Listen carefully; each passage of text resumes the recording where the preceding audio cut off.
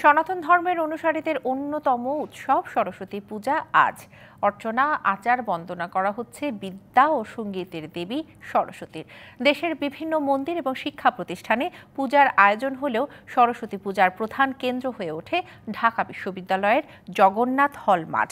এবার এই হলে ৭৩টি বিভাগ এবং ইনস্টিটিউটের ব্যবস্থাপনায় সরস্বতী পূজা হচ্ছে। সার্বিক কার্যক্রম তত্ত্বাবধানে হল প্রশাসনের মোট ১১টি উপকমিটি কাজ করছে। ঐতিহ্যবাহী জগন্নাথ হলের উপাসনালয়ে দুদিনব্যাপী এই আয়োজনের মধ্যে পুষ্পাঞ্জলি প্রদান, প্রসাদ বিতরণ, মনোজ্ঞ সাংস্কৃতিক সন্ধ্যা, রক্তদান কর্মসূচি রয়েছে।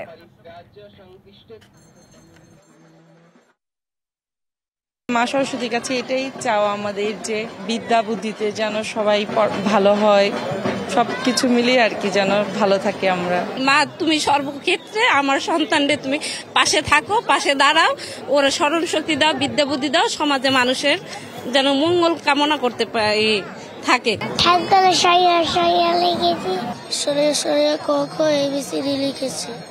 আমি আমার পরীক্ষায় যেন সবসময় ভালো করতে পারি, জীবনে অনেক বড় হই আমি।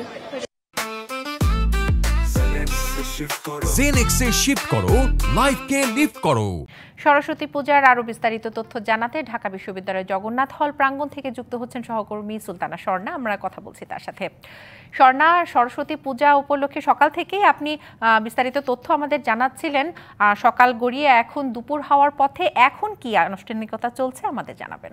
দিশা, কিছুক্ষণ আগেই কিন্তু সরস্বতী পুজোর যে তিথি রয়েছে সেই তিথি কিন্তু শেষ হয়েছে এবং পুষ্পাঞ্জলি দেবার মাধ্যমেই কিন্তু দেবীর চরণে শেষ হয়েছে আনুষ্ঠানিকতা। এবং পুষ্পাঞ্জলি দেবার পরেই কিন্তু হাতে খড়ির যে আমরা বাচ্চাদের তথ্যচিত্রগুলো দেখছিলাম, আসলে সেই হাতে খড়ির আনুষ্ঠানিকতা কিন্তু আসলে শুরু হয়। এবং হাতে খড়িতে দেবীর সামনে বসে আজ প্রথমবারের মতো সন্তানদের কিন্তু হাতে কলম, চক, স্লেট তুলে দেওয়া হয় এবং এর মাধ্যমেই কিন্তু তাদের বিদ্যা জীবনের অর্থাৎ শিক্ষা জীবনের কিন্তু শুরু হয়। এবং আমরা সকাল থেকে জানাছিলেন, আমরা সকাল থেকে আছি এখানে এবং সকাল থেকে আমরা বিভিন্ন শিক্ষার্থীর সাথে কথা বলেছি, যারা এখানে এসেছেন বিভিন্ন ধর্মের, সকলের সাথেই কথা বলেছি। শুধুমাত্র সনাতন ধর্মাবলম্বীরাই নয়, এখানে কিন্তু আমরা ভিন্ন ধর্মেরও অনেককেই দেখেছি, ভিন্ন জাতির কিন্তু অনেকেই দেখেছি এবং তারা কিন্তু বারংবারই বলছেন যে দেবী সরস্বতী শুধুমাত্র বিদ্যার দেবী নয়, তিনি কিন্তু শুধুমাত্র জ্ঞানের দেবী নয়, তিনি সুর, নাচ, সকল কিছুরই দেবী। অর্থাৎ এই জগতে যত জ্ঞান আছে সকল কিছুর দেবী সরস্বতী।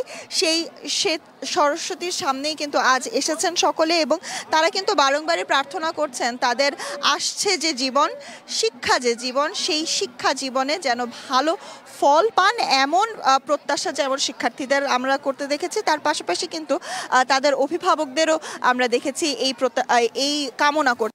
এবং এছাড়াও আমরা শিক্ষার্থীদের সাথে যখন কথা বলেছি, তারা কিন্তু আমাদেরকে জানিয়েছেন যে বিভিন্ন সময়ে আসলে আমাদের দেশে বর্তমানে যে পরিস্থিতি চলছে সেই পরিস্থিতিতেও তারা যেন দেশকে এগিয়ে নিতে পারে, এমন প্রত্যয়ও কিন্তু তারা আমাদের কাছে ব্যক্ত করেছে। এবং সেজন্য দেশকে এগিয়ে নিয়ে যাবার জন্য যে জ্ঞানের প্রয়োজন, যে সত্য অন্বেষণ প্রয়োজন, সেই সত্য অন্বেষণের জন্য কিন্তু দেবী সরস্বতীর কাছে তারা আজ কৃপা চেয়েছেন এবং তার কাছে কিন্তু প্রার্থনা করেছেন যেন তারা দেশকে এগিয়ে নিতে পারেন।